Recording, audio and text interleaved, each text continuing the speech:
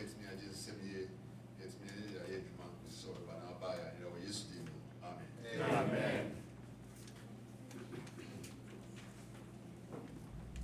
My name is Sanso in another order. Amen.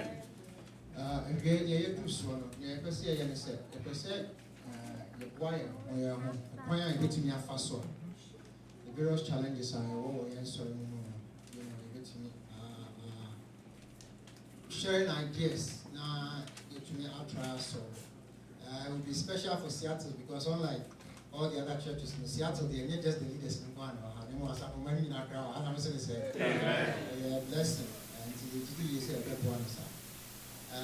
Whilst we reach Seattle for my boy, you know, the other delegates, you know, this is what also said. We would like to also give them 1 or 2 minutes to share some of the concerns to share with us. Then as we share ideas and make suggestions as to how we can solve it, like I said, in I have Wabba and Hosa. But on some night you ever call, you ever share and ask them. I should have said, why you I am finding trust in I read 1 Corinthians chapter 10, verse 13. 1 Corinthians chapter 10, verse 13.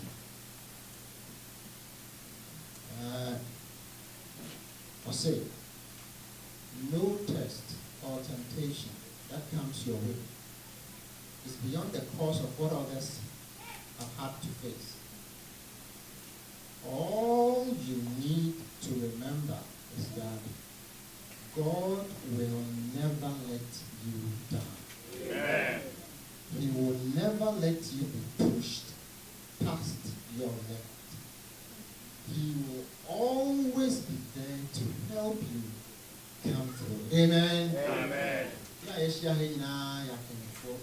fact is, what's our you said, I said, delegate, just said, we are now, the seven way now you go into this session with this mindset. In friend, the challenges we have, our churches are not so special that the devil have to come up with a special problem for us. God has put us in charge for a reason. Amen. And whatever we need to solve the problems, He's made it available to us. I can't say the beginning of it. I solve the problems that we are on this. One thing I've realized is that all the churches, we all fall within one stage of it. And the church is just beginning, the problem is peculiar. Because at that point, what you're trying to do is that people have been very comfortable area by Nagana Australia. So they are very comfortable, settled in particular churches.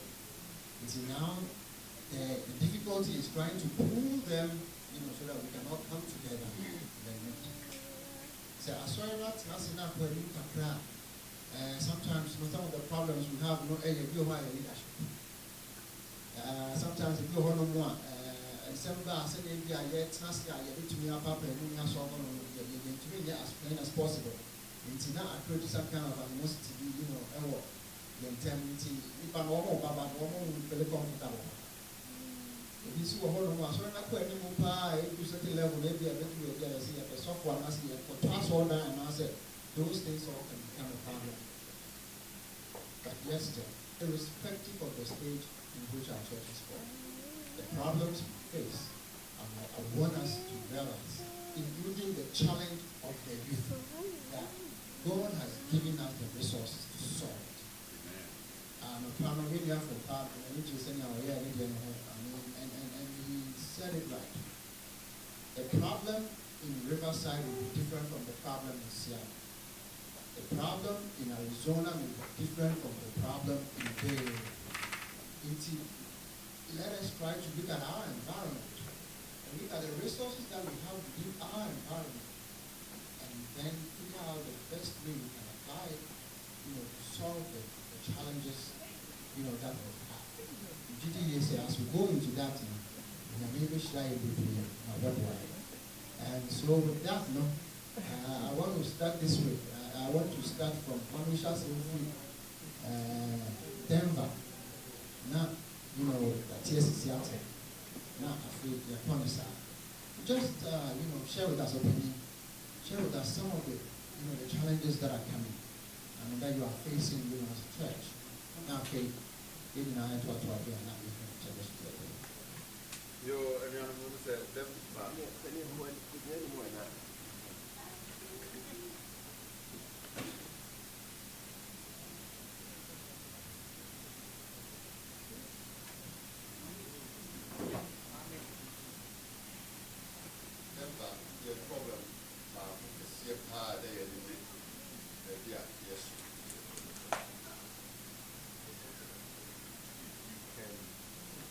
Oh yeah. Our major problem is on the place of worship.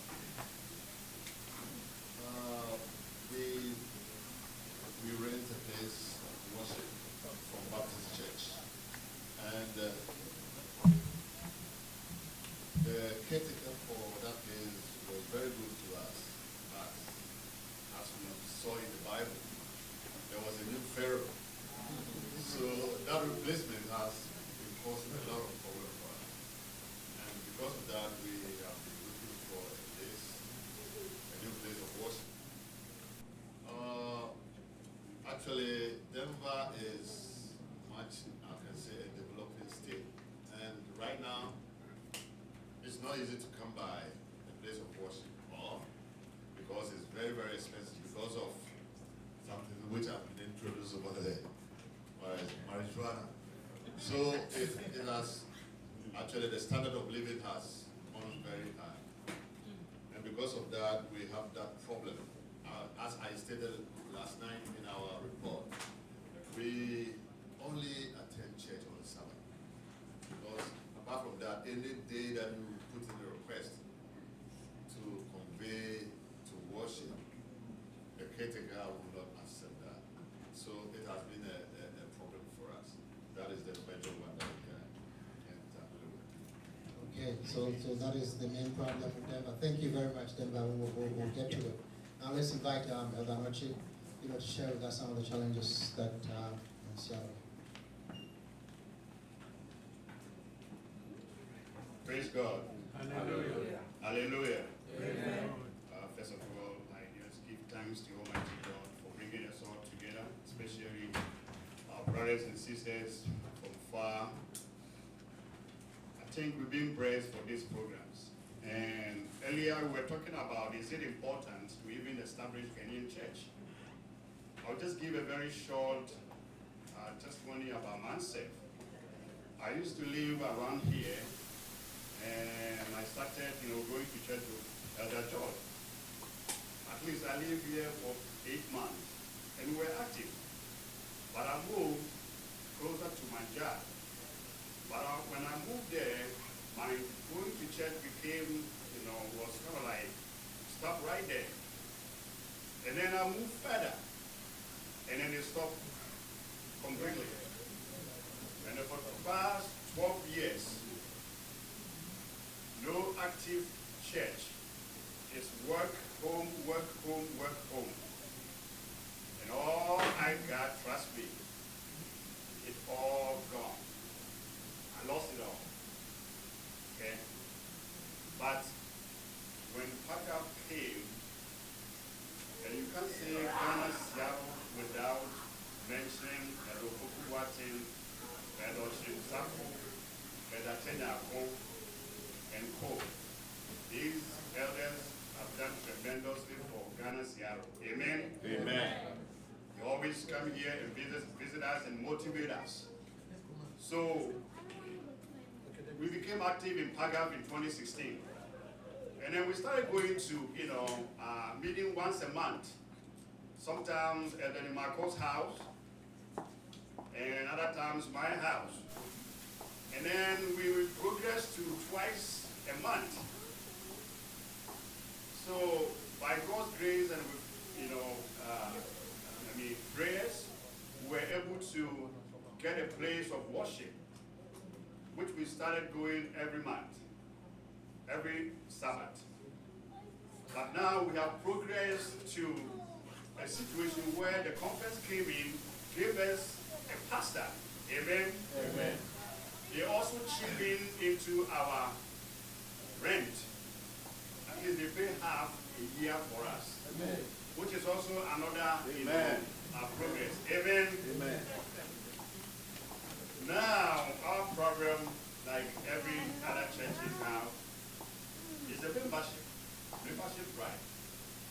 You know, we were saying, is it even important, to establish church? Yes, it's important.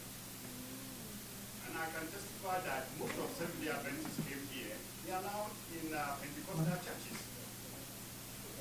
Because like we all observe and know, when you go, you have the background of the church. If you don't, if you miss church, nobody even calls and asks about, what happened or not.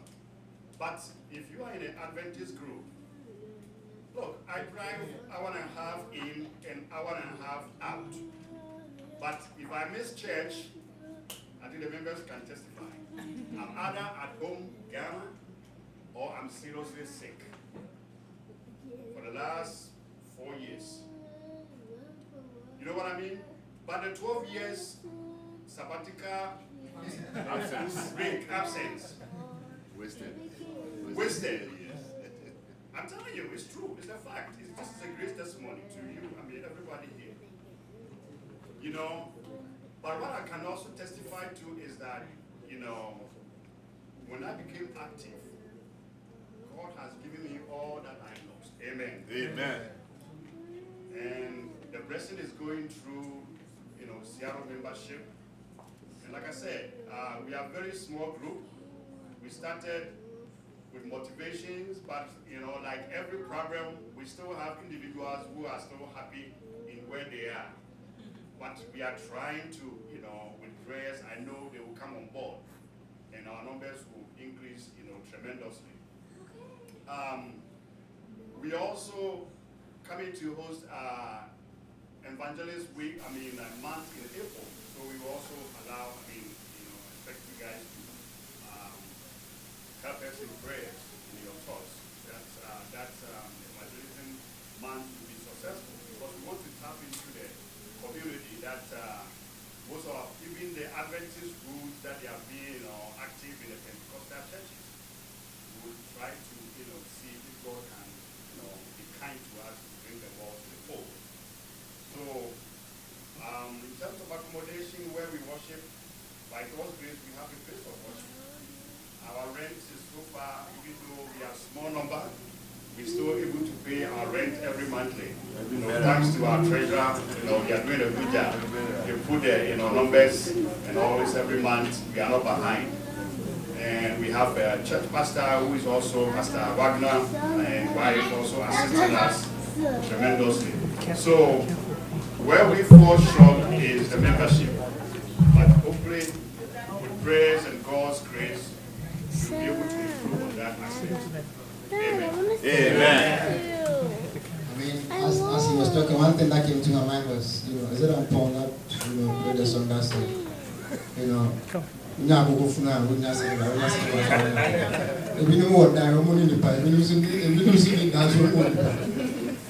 isn't it strange? Okay, let's listen to Riverside. So far, can you share something with us, and then we'll come to Arizona, and then we'll open up, to discuss.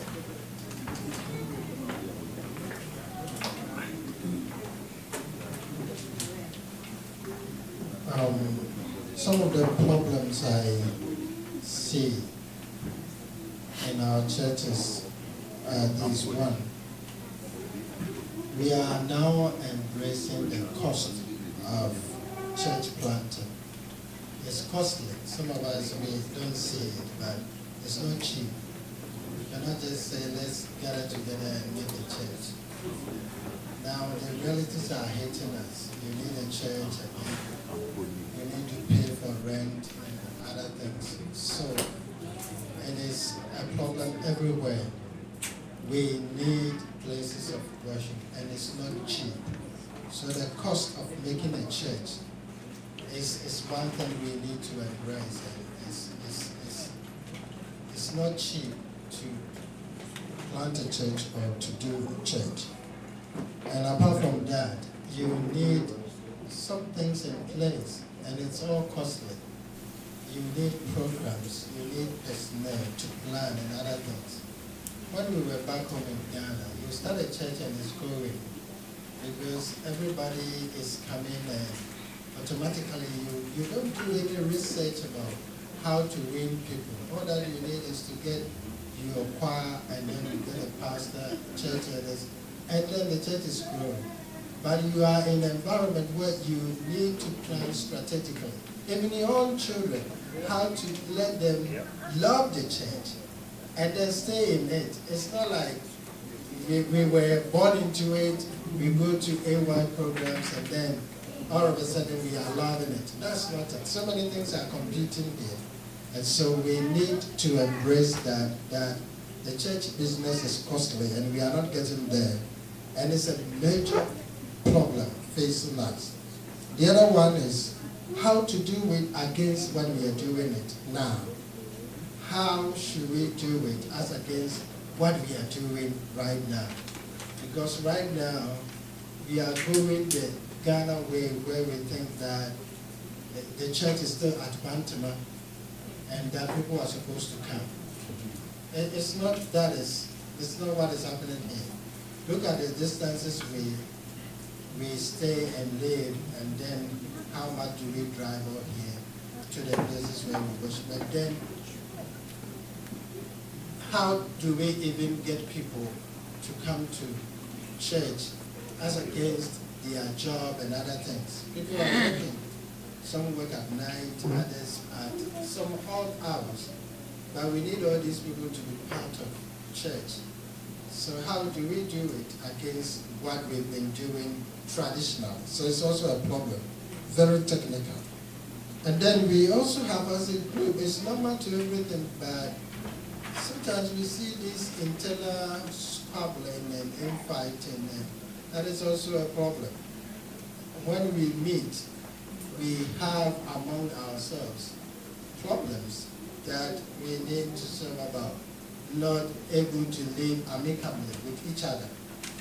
We, on the faces, we try to behave as if everything is okay, but internally, we fight. As Ghanaians, we fight in the church, and that puts people away. It says people are not coming because of one brother or one sister, and so the family is not coming, and we need to work on trying to mediate and solve those problems. So internally, we have those problems too that we face. The other one that I want to add is also time management. Even those days that we say we're going to church, we don't manage the time also well. We don't really get much benefit from that time we spend together. Because basically it's about being late to church, so we rush through summer school. Then we do some announcement, then divine service, and that's all. The rest, either we eat, then we walk around, and then before we know it, everybody is parking the car, starting the car, and we are riding home or to work. And that is not how I think we should manage the time. So if we know that we have this time to spend 6 hours enough, then we should make good use of it. If we know we have 5, then we should plan. But we don't manage our time well. We don't use the available time we get to spiritually edify our churches. And it's a problem. If we cannot manage time, fundamentally we are not getting anywhere with whatever we do. That is what I see are the problems. Amen. Thank you very much. Let's jump to Arizona. So Arizona around. Okay. Otherwise, maybe Seattle is, no, not Seattle, San Diego it's unparalleled. But we have Sister Allen here. We want Sister Allen to share something with us from San Diego. Amen. Amen. Yes, Juman. Amen. San Diego, we don't have a church over there, but we have a Sabbath school group. Amen. We 3 adults and 3 kids. Amen. We started in August. And even in August, it was only 2 adults and 2 kids. Then in November, 1 adult and 1 kid joined. Amen. Because of the time, when we started, I couldn't join right away because the leader is in the military. So he was planning according to his time. And usually the first Sabbath, I teach Sabbath school from my previous church. But I think he was comfortable with that time, so that was how he was doing. He was doing it like every other Sabbath, but at a different Sabbath. But later on, he understood it and he changed the time. Usually, besides meeting every other Sabbath, the other family, they go to Riverside 2 times. But I go there maybe once in 2 months. Before then, it was like twice in a year. About 4 months ago, I started going there maybe once in 5 weeks. Then I go over there. When we meet people outside, we share steps to Christ with them. Dr. Forjo provided us with some steps to Christ. And our mother church, Riverside, they gave us some business cards, which we fixed in the steps to Christ. So when we meet friends at our workplace, at the African market, or during social gatherings, we give the steps to Christ to them. When it comes to finances, we don't have any laid down plan because it's just a Sabbath school group. We hope that by 2022, our vision is to have members like 10 adults by the year 2022. So what we do is when we meet, we take offerings and we take it to the Riverside Church. The challenges that we meet, most of the Ghanaians, to me, are in the military. And when they serve, they leave. Although there are some members, are Ghanaians over there, but I don't know much Adventists. It could be that I don't have a lot of friends. But so far, I know 3 Ghanaians who are in the Adventists. 1 is in the military, and the other 2, they are not in the military, but 1 just joined the Navy Reserve. So it's difficult to get there. Sometimes they have, because due to the nature of their work, they have to go to work on the Sabbath. Even for our leader at the San Diego church, sometimes he has to go to work during the Sabbath, so he will change the time. Last 2 weeks, for instance, we couldn't meet because he was on watch. So our challenges is a lot of them, most of them are in the military, so it's difficult to get them. Sometimes they come over here, they spend like 2 years and they go back. Even right now for our leader, I don't know, he might move maybe the next year. But what can help is for us to be able to plant a church in San Diego. What can really help is to always have somebody who is missionary minded, living in San Diego all the time. And also for our church members in the different churches, if you know any Adventists who lives in San Diego, you can give us their contact number so that we can contact them. And through that, it's going to help us move on. For instance, my sister, my auntie, I call her sister, she's also my auntie.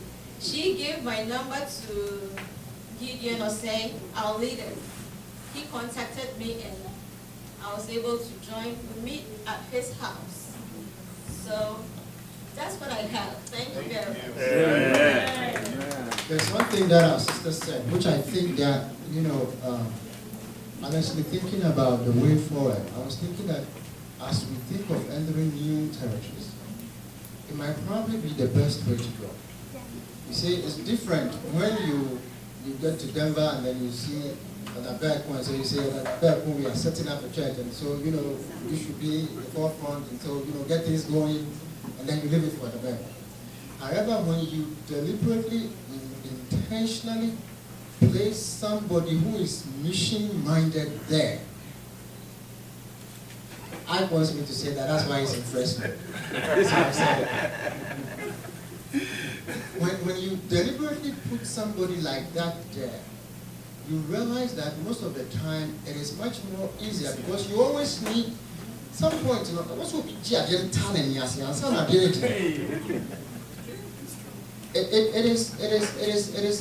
is something that as Ghanaians have noticed, happening. And I was happy to hear that, from some of our churches, even our conferences have support for us. If we are looking for a place to fellowship, we are looking for a place to fellowship, they are willing and ready to, support us, halfway. So that means that what is left for us is for us to, kind of push. But anyway, I don't know if Arizona is here. Otherwise, want to open it up and then based on some of the Houston. Sorry, I almost forgot. Houston.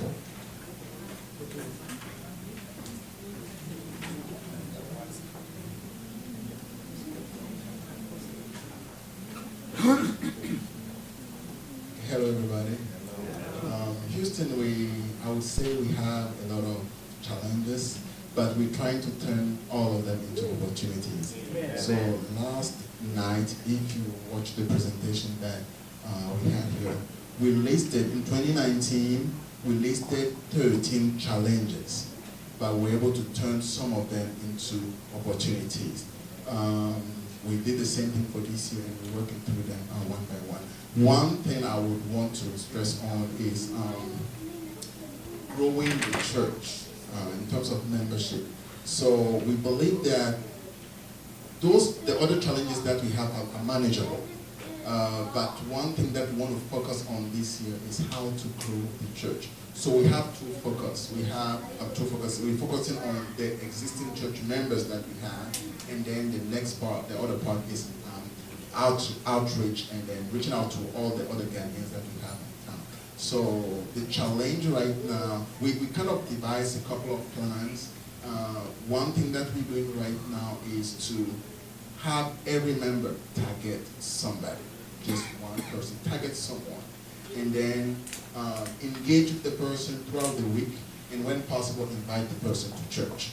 So, and we encouraging everybody, in the months, we have 4 Sabbaths. So usually, when somebody brings a visitor, we mark your name somewhere, and at the end of the month, we also tally, and then the person who brought the highest number of visitors gets something. So everybody's kind of involved in doing that. Today, I'm not the first thing I checked was to ask, how did it go? Then we did have a couple of that. 2 weeks ago, we had a visitor who came for the first time, and after church, he went and talked to another friend who is also attending the Pentecost church. And it's happened that I knew that friend. So that friend called me later on and said, we had one of our members come to your church, that's particular Sabbath 2 weeks ago. He gave such a good testimony about your church that I've decided that I will also come. Right? And then the first person didn't come by himself, he came with his family. And now he has reached another family. So we believe that when the church members kind of invite one, or they follow up with people that they invite to church, it works a lot. So that is our main target for this year, making sure that we use all the various church programs to reach out to people and bring them in. So we have in next 2 Sabbath, we'll have our Women's Day. So we're using that program to reach to as many people outside our local church as possible. And when they come, we make sure that everything in the church is geared towards them, so that in the end they feel at home and we want to come back again. So thank you. Amen. That is nice.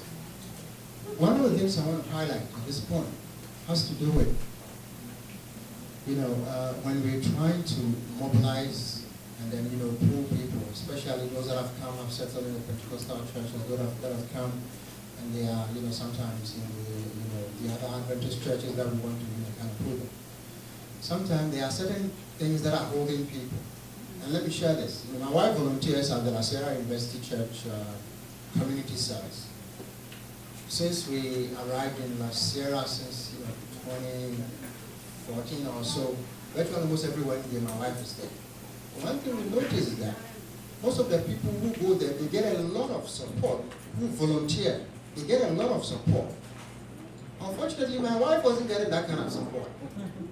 Among one of the key things that we really wanted but we couldn't get was, to be able to send our children to the La Sierra University and the La Sierra Academy.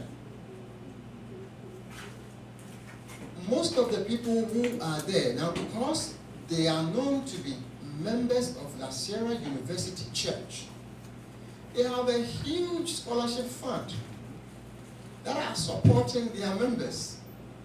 Now, even though we have been supporting and volunteering on that side, because you are not an official member of the church, you don't benefit from that.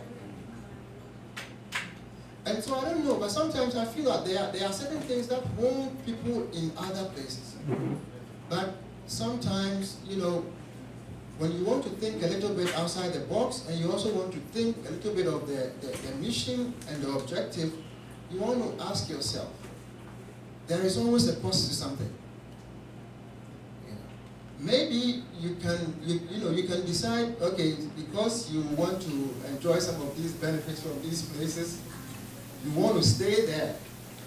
But I have realized that for most of those people, they are so resourceful that sometimes, if I'm not tempted, I can say that it can be the devil's way of just holding the church back. Because when you move, you realize that you might lose something, but eventually you gain. And so it is something that sometimes we are unable to really understand people when we are trying to bring them in. So sometimes some of the people occasionally, you see that they may be coming, but they will not be coming very regular, And so it's not that they don't support, the Ghanaian group. They do, but there are certain, strings that are kind of pulling them out. And so I don't know, but maybe if we can all share, some ideas that we can all help to resolve some of the challenges, that we have in the various places, I think, it will be very helpful. At this point, we have listened to, enough of the challenges. Elder Pukubati, you want to share something with us from Fresno? When you are ready, just give me the sign, and then I will let you go. Okay. But at this point, we've heard the challenges. Can we come up with some of the solutions? Things that we believe, can be done to help us.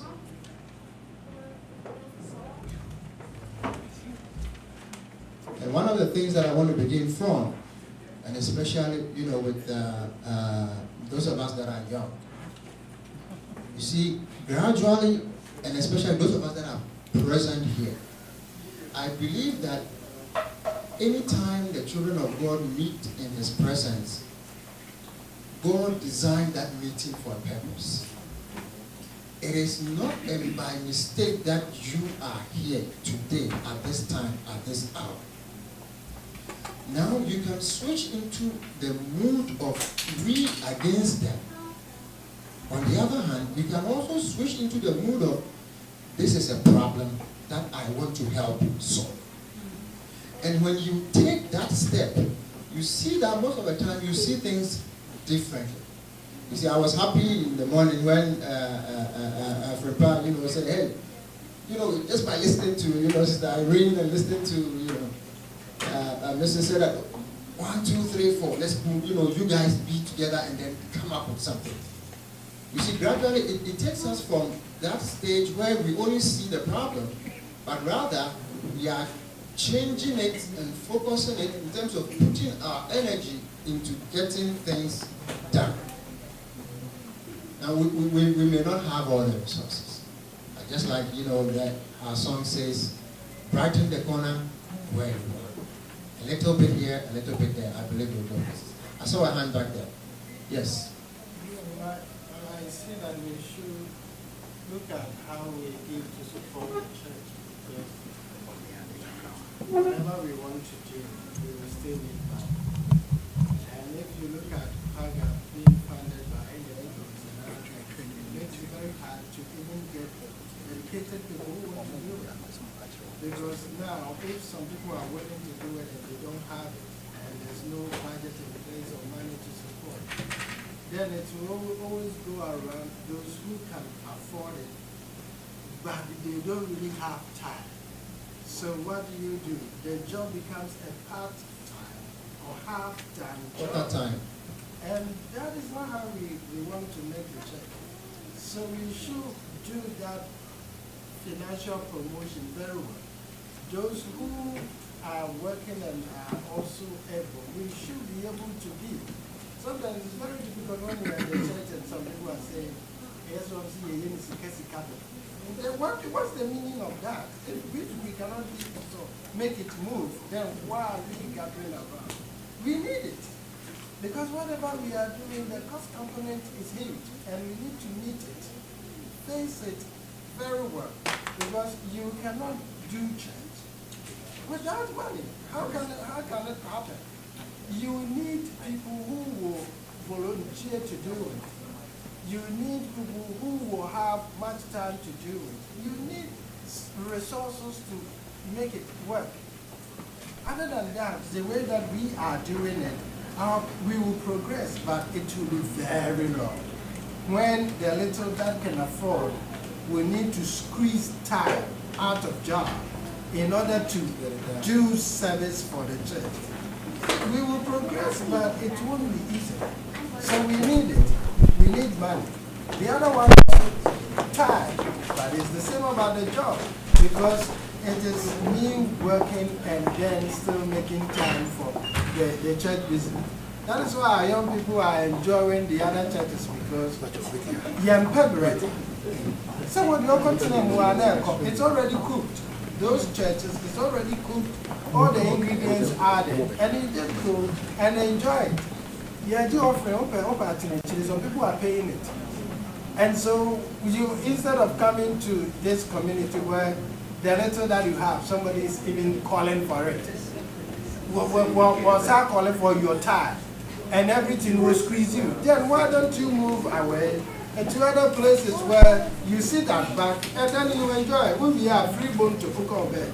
And that is what is making them enjoy the other places far better than the but we need it. So if you want to make it happen, we should make time for it. Say and we need money. These are some of the things that we need to do to make it work. Excellent. So I have a few comments, and I mean some of them might be heresy, but because so I think of the idea of building our churches, and then I over the past weeks before this leadership conference, I've been asking myself this particular question: that if God wanted us to evangelize the Ghanaians, and that should be our first priority, maybe He should have left us in Ghana.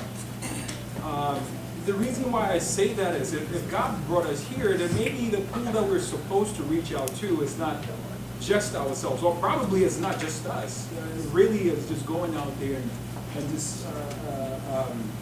just spreading the word. Because what I hear is, if I am lifted up, I will draw all men to myself. And so if I'm a Ghanaian and I'm here and I'm lifting up Christ, I shouldn't be expecting Ghanaians to be coming to Christ. And the reason that I also think about this is, it's been really tough for me to get my Ghanaian brothers and sisters to join together and do stuff. So I've been in the school that I currently am in for a few years now. I have a Bible study group that we meet every Friday. I have Muslims who come to the Bible study. I have people who don't believe in God. I have other Christians. I have other Africans, African Americans. Everybody comes to this Bible study. And every Friday night, we have this Bible study, right? When I'm not there, this Bible study is still going. I enjoy that Bible study more than any Ghanaian Bible study that I've ever been to, right? So then I ask myself, am I really here to evangelize to Ghanaians? That I have to, you have to, if you want Ghanaians to fill something out, you actually have to call them up when you send it to them and then remind them several weeks. Maybe we're making this really difficult for ourselves about this idea of evangelism. We can't just keep beating this drum that nobody's hearing. Yes, is it important that we do it? Is it important that we evangelize towards our own people? But we can't just stick with this idea of we're only going to do it here and only build this. But maybe if we lift up Christ, not only Ghanaians are going to come into our churches, but all other people are also going to come into our church. And that's okay. And that's okay. So maybe we shouldn't put all our eggs, we shouldn't put all these resources just in reaching that Ghanaian who went to that Pentecostal church. What about grabbing that other Ghanaian who is a Pentecostal, right? How about grabbing that other person who is not Ghanaian? And so really, my thinking nowadays is maybe I shouldn't just limit myself, because then I'm limiting Christ and what Christ wants to do with me. Right? So that's my thinking. Thank you. I think you ended on the right note. You said nowadays. I think when the churches began, honestly, there was a time that the people were limited as to who to even evangelize to. You speak very good American, and so you are accepted wherever you go. And so sometimes these are the things that we have to look at. Your perspective and where you've been and all that. The world is open to you. When they began the ethnic churches, there were people who unfortunately couldn't. So the nowadays fact. And that is where now we are trying to get people involved. The people like you should take the lead. It shouldn't be just talking to Ghanaians. It should be talking to everybody. The little Fresno group we have Russians there. And they come, they worship with us like Ghanaians. Because we can relate. So I think that is where it should go. Look at the community you are in, the people you are worshiping with, and open yourself to the community. However, until my sister died, I used to worship in England. I wasn't going to the Ghanaian churches, and my sister died. And the church I was in, they just came, just said they prayed and let me to cry alone. The next group I saw was a vast load of Ghanaians. They understood how we grieve. And so they stayed with me through the process.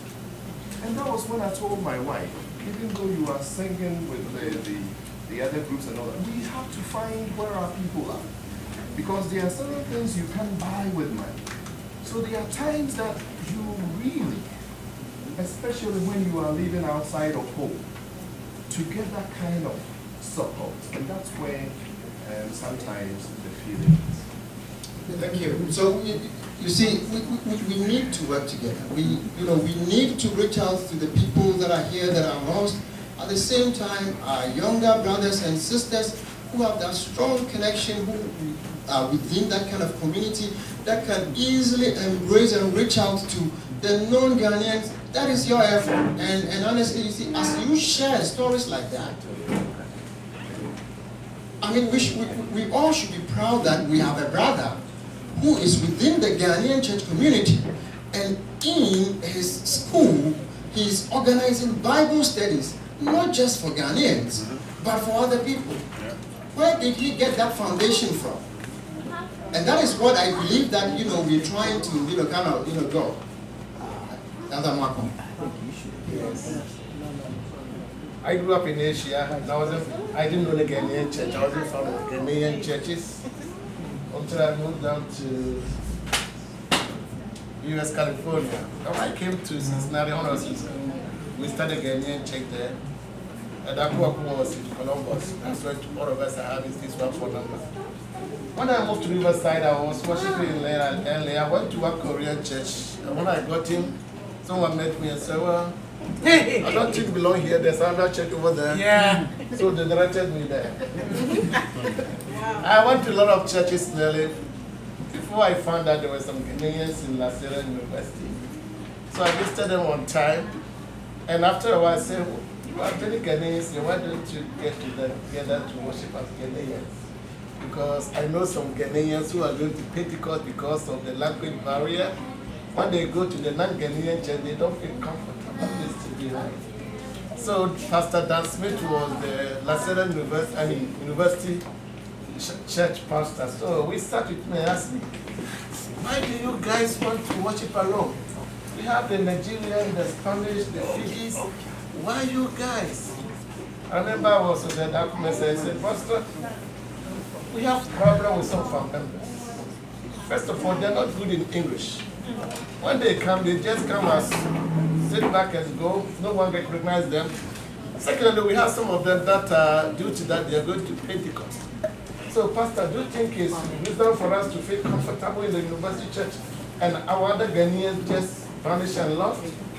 So, what are we fulfilling the mission of brothers? He said you have a point. So he allowed us to start worshiping together as Ghanaians. The following 2 months, he went to Hollywood University to conduct a week of prayer. When he came back, he really understood. So he gave us all the support. That's the reason we have Riverside Church. And there are members who are worshiping in Pentecost Church, that when they saw the church, they moved in. And now we have strong members. Yes, we are Ghanaian church. We are not just evangelizing to Ghanaians. Anybody. We have some people who worship with our Riverside that are not Ghanaians. We have some one lady, old lady from Nigeria who will be worshiping with us and others. So even though we are Ghanaian churches, just like the other ethnic churches in North America, the ethnic churches are growing faster than the local churches. So the General Conference Division is making provisions to encourage the churches.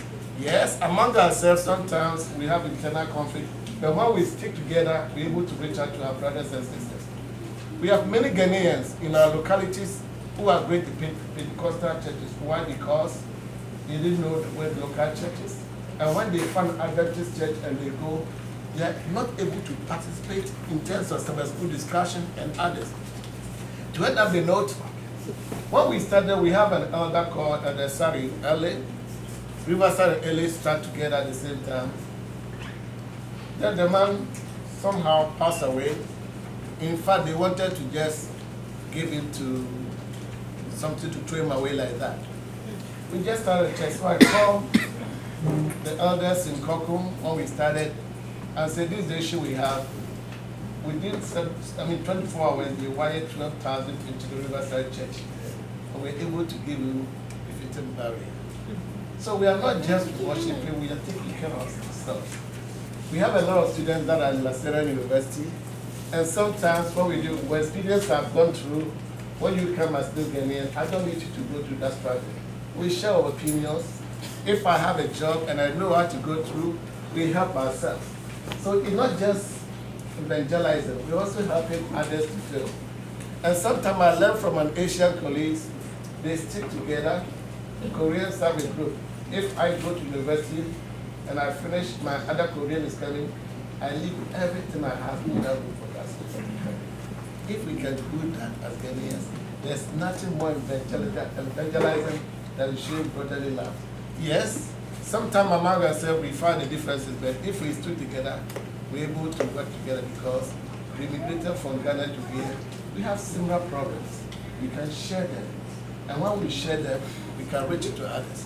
So this is something I think is important, that we as Ghanaians, we shouldn't look at those of us who are fluent in English. We can feel comfortable anywhere. Yes, some of us, the weaker ones, that we need to reach out to and support them. Other than that, they disappear and go to non-Adventist churches.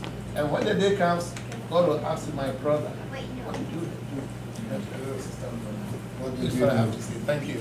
Thank you very much. And as leaders and elders, I want to once again draw your attention to the fact that you will need to sit down and really look at, your church situation very well. When Pastor was talking, he did mention, the issue of finances and all that. Listen, Riverside as a church, you go to a point where, we are raising $5,000 a month, and we are using it all to pay rent. That is it. When you do the estimate and you look at the church strength and all that, you realize that we are really, drawing from the church members. So the question was, okay, well now we need to find a way of, getting out of this particular box. But where we are is expensive. What are we going to do? Today, God has been good to us. We have these people that are renting for us, from us, so it brings, our rent out to, some kind of a halfway. However, we approached our conference, so I'm very excited and happy to hear, those of you in conferences where they say, we have money, come. They are giving you a pastor, even at this level. Wow! Where I am coming from, we were even asking for a Bible worker. This is the conference policy. The conference policy is that, yes, you can get a Bible worker, but as a church, you need to raise the money to pay that Bible worker and give it to the conference so that the conference will pay that Bible worker who is working for the church. Now, you know what, as a church, we sat down to analyze, because sometimes this is why I think that I love the Adventist church. It is not about what a pastor says, it's what the Bible says. What is the tithe supposed to be used for? We did an analysis and realized that for almost 10 years that Riverside Church has been in existence, we have paid tithes, even sometimes almost $100,000 a year. We have never had a pastor who the conference is paying for. And when we are just asking for a Bible worker, we now have to forget everything and have to find ways of funding that. Do you get where I'm going? Yes. And these are our people. So what did we do? We just discussed those same issues with the people. This is what is happening. Nobody is saying that don't pay tithe. But we are asking, what do we want to use our money for? And guess what? The people are changing. We have to find a way of making things better. Pastor Amakwa. Thank you very much, Elder. I'll come to your point, but in the first place, let me thank the elders over here, the church members.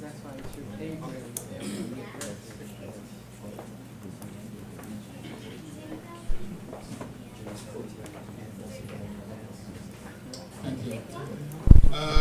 In the first place, I would like to thank the church members, the elders, the lay people for the work that you are doing over here.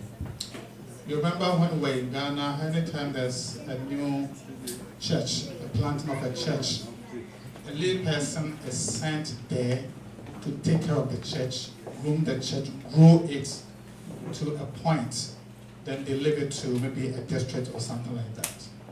And over here, we don't have the opportunity. Everything is done by the lay people over here. You work full time, and at the same time, because of the love you have for the work, you also spend time to do it. It's not easy, sincerely, it's not easy. You're doing your best, but it is not easy. I'm coming to, so let me thank you very much. I commend you for that.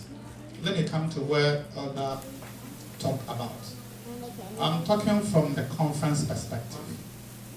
Friends, tithe is for taking care of church workers. And we need to face the fact. I think those of us from Ghana, sometimes we have small problems when we going to meet the conference and talking to them about our needs. My friends in Nigeria will not do that. They are bold, they will go and negotiate with the conference. We send our tithe to you. We're not asking you to give us the tithe, but let the tithe work.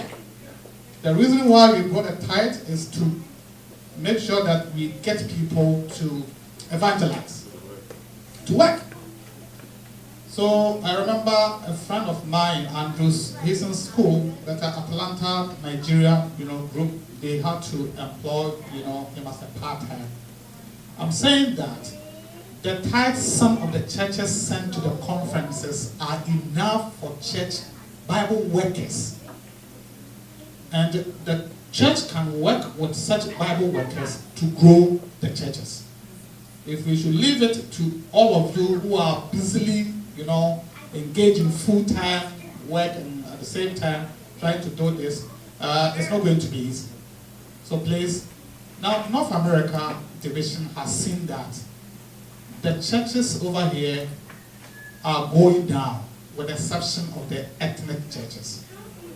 So now they are devising ways of helping, support the ethnic churches to grow. In fact, without the ethnic churches, you see that the church in North America is going down.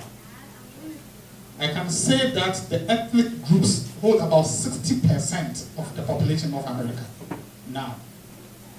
And so they don't play at all with the ethnic churches. The last time we had a camp meeting, some pastors came there. We were taking this together. And sometimes it's our own making. Because we let the conference feel that we can do it without Bible workers. And in my conference, if a church tells me that she can do the work without a pastor, I will overlook it. I will not send anybody there. But sometimes at the conference level, we do some kind of business. It's not the thinking of the local church. We do business. I told a group last week, I was in New York. My church in Tafo, when I was there, if Tafo people had told me that they are not going to bring their tithe for a month, I can't pay the workers. So I have to suspend everything, engage Tafo, listen to them, and make sure that I do what they request. So sometimes we need to let the conferences know that we are struggling. We need people to support. At least a Bible worker to begin with is enough. I went to Allegheny West Conference and I spoke to some of the pastors over there, and they told me that's exactly what they are doing and it's working for them. So I'll plead with you. You are fortunate that some people are here. It doesn't matter if the person is not even a pastor. If a lay person is committed and can forfeit other work and can concentrate on this business, we need to talk to them and let the conference be aware and engage such people to support our churches, and I think that will work. Thank you very much. Amen. For the sake of time, wrapping up this session. Okay, let me allow to start. Okay. I'm sorry, I wouldn't take much time. Yesterday I was not here, so I was not able to give my report. When I was called to give the challenges, I was able to chip something in. Usually back home, when somebody is doing something good in the community, we don't appreciate them. We don't talk about it. During their burial, they will give 2 pages of biography about the people. Our Sabbath school group, we get support from some of us, and I want to say thank you to them. Amen. One is Dr. Fodro. He sponsored me to come to this PaGAF Leadership Conference. Amen. He also bought Steps to Christ for us. Amen. That we distribute. And our mother church, Riverside Church, many thanks to you. We really appreciate you for your prayers. And they also made the business card. I said it when I was here. They made business cards for us that we are fixed in our Steps to Christ that we use. We really appreciate you. Thank you so much. Those of you who are helping that we haven't heard of it, thank you to you too. God bless you and multiply whatever that you're doing. Amen. Amen. I'd like to end by reading once again the same text that I read at the beginning. No test or temptation that comes your way is beyond the course of what others have had to face. All you need to remember is that God will never let you down. He will never let you be pushed past your limit. He will always be there to help you come through. Amen. Amen. Shall we rise and pray?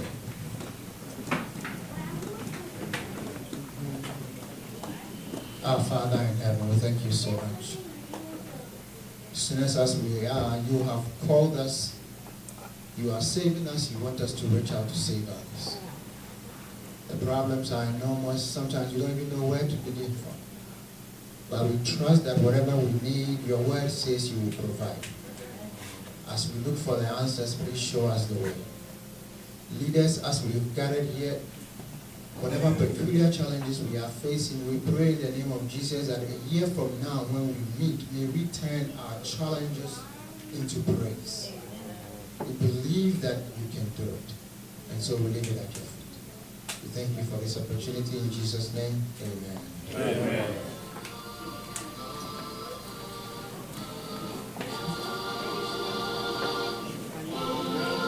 I'm doing. How are you? I was church today.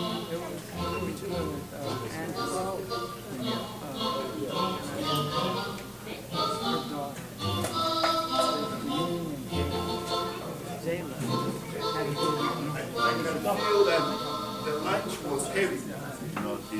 So we need to sing a song before the next session. A song that will make us move. So Elder, give us a song that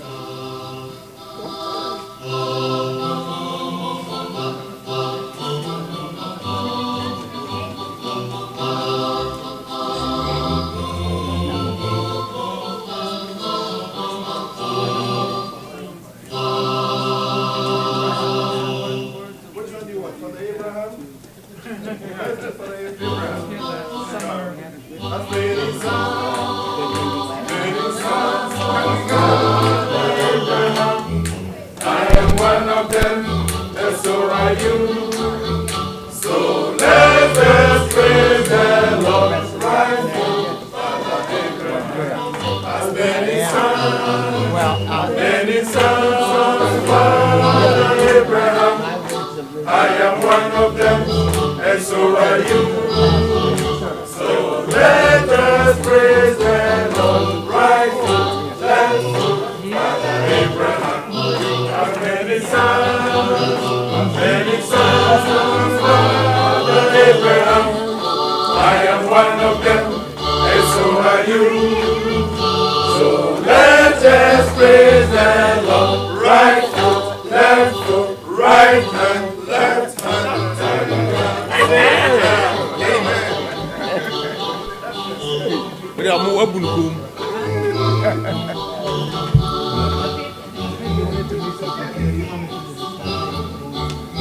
Oh, okay, okay. Okay, I'm gonna have to take off. Yeah.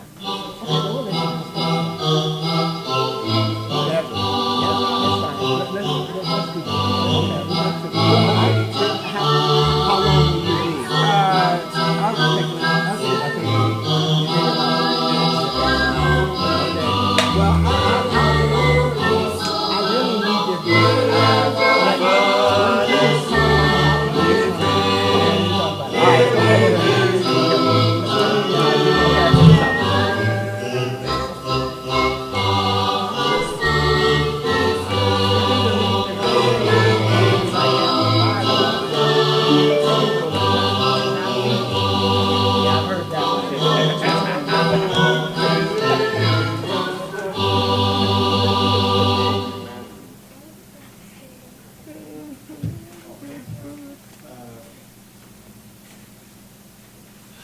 I had too much to do. Anyways, right here. Here is something that we have been thinking about trying to do within PaGAF, which has to do with the education of our young people. And so the next level that we want to take this is a summer institute. I mentioned to our friends in the Phoenix Church, but they have to support that. So this is a share with all the congregation, but we're going to need your help to make this happen. Which is the first thing we want to do actually is this summer first. So just to give you just look at the things. Summer is good for academic enrichment, spiritual renewal, and cultural awareness. Basically, we want to bring young people together in the form of a summer camp, and then use that time to help them in a lot of different ways. Basically, what we want to do is to extend learning beyond the classroom. Go to school and to learn from positive role models, ways that we can help them to improve their academic performance, and plan for college. I mean, I know that there are a lot of summer camps that our kids go to, some of them just Bible camp or play camp or whatever. But a big part of it is really academic camp. Of course, we're not going to neglect the faith part of it, so, education of understand the Bible and our Adventist faith. And also, we're talking about some of them that our kids don't even know.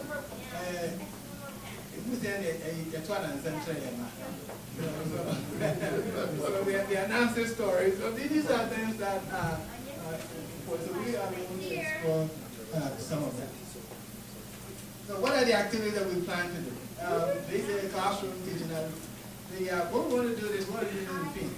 So I'll tell you why we do it. So we have classroom teaching, and I always differentiate between teaching and learning. Two different things, and then practice, when you actually learn. Field trips to go to different places, maybe museum, hospitals, universities, etc. Tours, and of course, if they're going to be there, they're going to be in our church. When do we want to do this? This is going to be over 10 days. And the dates that we plan to do this is from July 3rd to 12th. So they're going to come in on a Friday, and they're going to stay till the following Sunday. And we are going to do it in Phoenix. One of the reasons why we picked Phoenix is because I got a church building, so we got a facility that we can use. That has enough classrooms there. There are plenty of families there that hopefully will house these house the kids for us. Amen. So that's a great place to have this. And the target grades, students who are currently in 7th grade, so they're going to be going to 8th grade next year. And then those who are going to be going to 10th grade. So it's a very critical window, because those who are going to 8th grade, they're the last year of middle school. So the year after they go into high school, there's certain things that you need to know, you need to prepare for before you get to high school. Because that is the next level is going to college. And those who are, up to those who are going to 10th grade, they haven't gone too far into the high school. So there's still time for them to do whatever adjustment that they need to do to prepare for college. For the first year, we want to limit to about 10 to 12 students. And how they're going to depend on the resources that we have, which is the people who are going to house these kids, the people who are going to volunteer to work with them during this time period. And if we have financial challenges, we need somebody to step in to provide some financial resources to do this. We have not determined how much it's going to cost. Like I said, we are going to try to rely on, for example, if we have a number of families and we can decide to hold these kids for us, we mean they don't have to pay for any housing. That would be great. And then, in terms of renting the space to do this, the church building is there. We get a number of classrooms. So that is great. That reduces the cost. And so we are hoping that in terms of actual cost, is very minimal. However, when we open registration, anybody who's interested for your kids to attend, you're going to pay a non-refundable fee of $100. If we don't use the $100, we're going to give it to you. Now, I'm going to tell you why we decided to do this. Because sometimes you say, we want to do this, everybody really they want to do it. And so you write their name down, okay, and then they take up a space. At the last minute, they don't show up. And so we want to make sure there's some kind of cost associated with that. And so just say that you're interested, it's not what gets your name on the piece of paper. It is when you bring your, who's on the $100 bill? that's when we, okay. And so if you, after you pay that, that will be applied to the cost of attendance. We're going to go to some museums and others. That may take some fun. And parents will be responsible to bring their kids to Phoenix, whether we fly them or we drive them there to Phoenix. So here are some of the things that we need. So we're the Phoenix elders, Phoenix people. So we're going to tell you. I know I mentioned this before, but we'll talk more about it.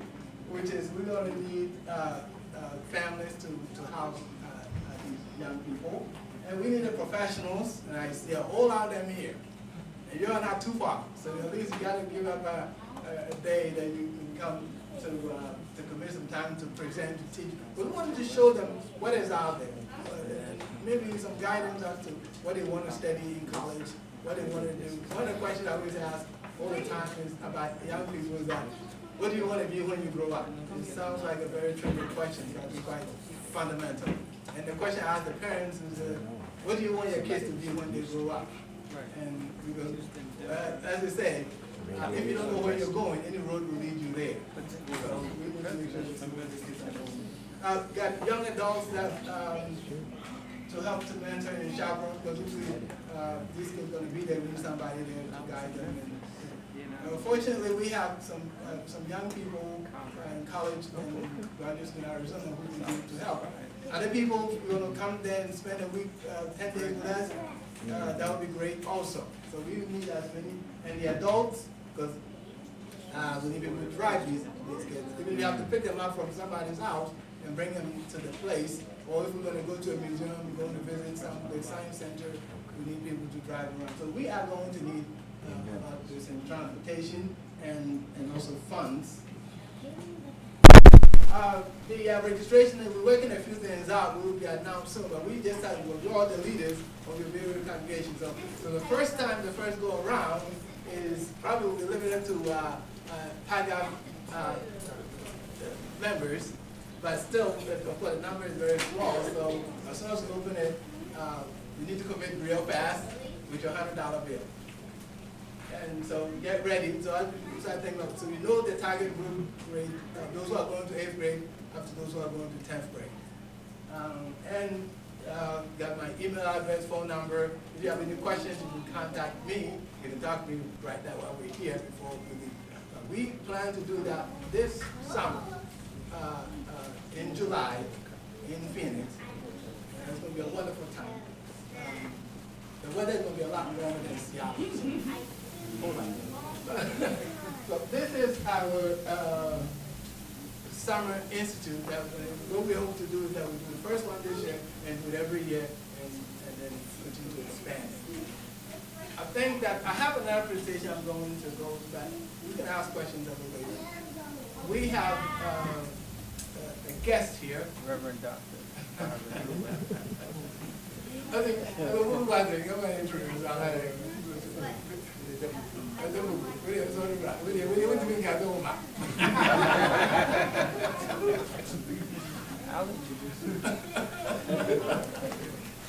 been trying to stay out of it. That's what you can avoid. Good afternoon. Good afternoon.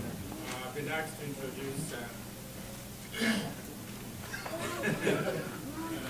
Elder Baron Jordan here. Amen. Amen. I first met Elder Jordan when I went to school at PUC. When? Oh, come on. 1800. Amen. But, I met him and his wife over there. His wife was in charge of student employment. And see, when you're a foreign student, sometimes they don't want you to work. No. But she somehow allowed me to do some things out there as far as work is concerned. And they were very kind to me. When I left PUC, I went to Loma Linda, and I ran into his older brother, Dr. Boyce Jordan. He was my Sabbath school teacher at the campus here. And then I left Loma Linda, I went to Fresno, and I ran into his other older brother, who was the first elder at Fresno Westside. And then a little later, another brother, a missionary from Ethiopia, Elder Erwin Dulan, came in and joined us. I went to Oakwood University, and I ran into another brother out there. So I have known the Dulans for quite a number of years. They're very good Christian people. Amen. You know that if you meet any of them, you know that they have had, this morning we were talking about training the children. You see that they have been trained well in the Bible. They know the Bible, and they love the Lord. Amen. Now the Baron Dulan right now, I understand, is the Vice President for the North Pacific Union. And he's the director for the regional ministries. Amen. So Elder Dulan.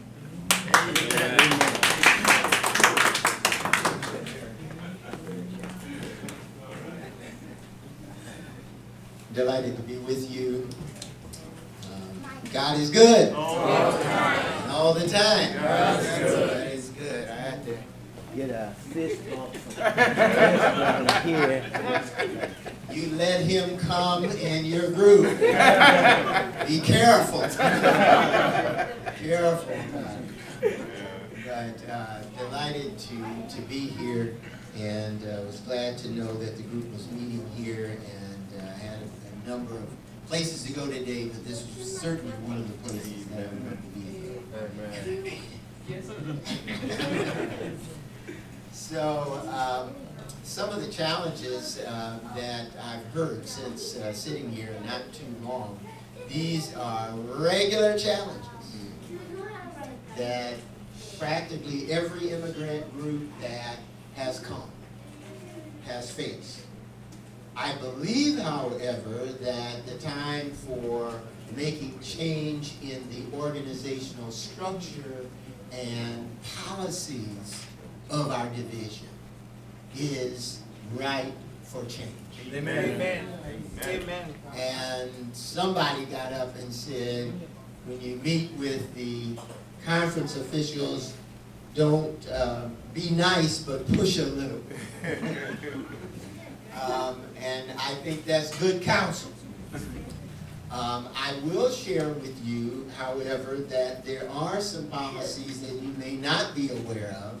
I know that this is the group out of Phoenix, working with Kingsley Palmer, and the Riverside group, I suppose you know. Edwards. Yeah, Edwards, Robert Edwards. And there are some specific policies that are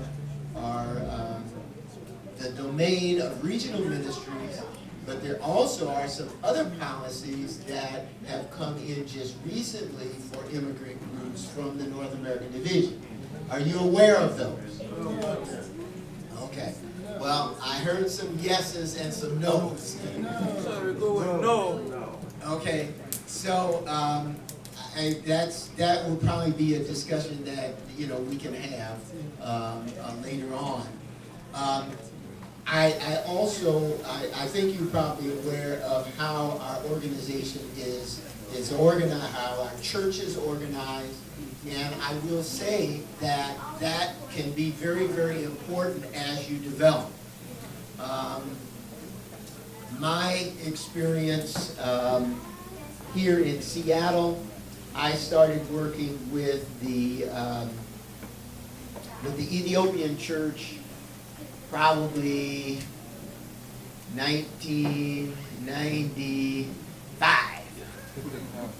Okay. By the way, they last year finally were able to have a minister on staff. Now, why did it take too long? Why did it take that long? Well, one thing is the policies were not set up for that kind of an organization. Hello? Yes. Okay, so that has hindered, of course, another thing with that particular group was, and I have another group that did the same thing, and that is that you have to stay together. When you have splits in the group, that doesn't help you. There are individuals in leadership who can only hear one voice. I'm going to try that again. There are individuals in a part of the organization who, if they see black people, they expect all black people think alike. Hello? Yes. Am I talking to somebody? Yes, I Okay? understand. And so when I say something and you say something and they're different, they get confused. Now, they don't get confused when white people say this and that and the other. But when black people say it, they say, oh, we don't know what to do. Okay? So to help them out, we have to lock ourselves in the room. Hello? Yes. And whatever fighting and fussing we're going to do, let's get it done. And then we walk out, whether you agree or whether you disagree. Very, very essential in order to have the organization respond in a positive way to what's going on. However, this is a good time.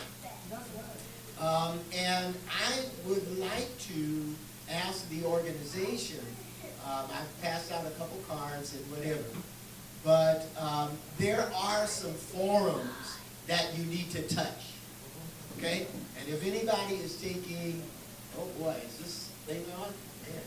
Man, okay, let me stand back. I'm on air, okay. If there are, if anybody's taking notes, there certainly are some areas that you need to talk to. We have a West Coast Black Administrators Caucus. I think some of you know about that. Virgil Childs and I are co-chair. We would like to get regular information from this group, okay, that we can share with other conferences. I don't know if you have a strategic plan for the next 5 years. If you do, then certainly send that to us, so that we can have that. There may be certain cities that you are developing work in. We would like to know that we can. I think I got the word. I don't know where it was. It might have been Phoenix, but that one of the groups were working with